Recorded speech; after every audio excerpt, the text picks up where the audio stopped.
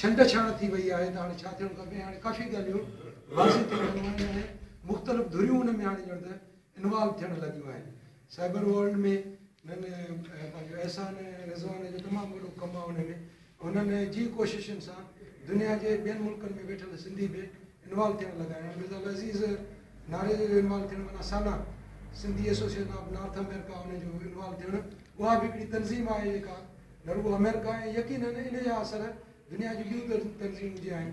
Sindhi world Congress आहे, यकीनन उहे बि खणंदी, छो त इहा इंटरनेट ते इहा शइ अची वई आहे, इंडिया में इहा ॻाल्हि पइजी वई आहे।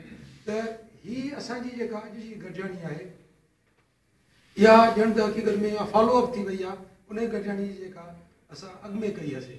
ऐं हाणे हिन गॾिजाणी में कई ॻाल्हियूं मंज़र आम ते आयूं आहिनि। इन ॻाल्हि जे हवाले सां त असां सभई क्लियर हुयासीं त जॾहिं शेख अयाज़ जो साल करे ऐलान कयूं था त असां कंहिं कंफ्रंटेशन में न पिया अचूं या कंहिं ॿिए माण्हूअ खे असां घटि न पिया साबित करण जी कोशिशि कयूं।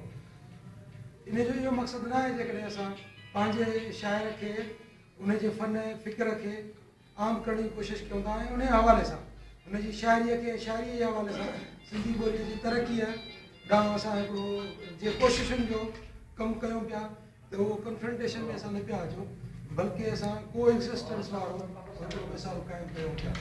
त बिल्कुलु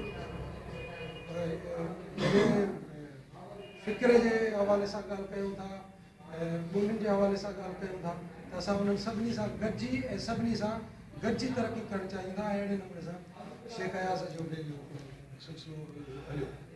ऐं उन मां हर माण्हू पंहिंजो पंहिंजो किरदारु अदा करे सघे थो। मिसाल मां पंहिंजनि ॿारनि खे शेख अयाज़ जी शाइरी ॿुधायां, उन्हनि खे शेख अयाज़ जूं ॻाल्हियूं ॿुधायां, उन्हनि ॿारनि खे इहो ॿुधायां त शेख अयाज़ जा कहिड़ा किताब लिखियलु आहिनि, शेख अयाज़ कहिड़ो हो। इहे अक्सर करे अहिड़ा सुवाल हूंदा आहिनि जेके ॿारनि जे ज़हन में ईंदा आहिनि ऐं कंहिं बि नज़रिए खे ऐं कंहिं बि मुफ़क्कर खे इंट्रोड्यूस ऐं रूशनास कराइण जे लाइ मुख़्तलिफ़ ज़रिया हूंदा आहिनि।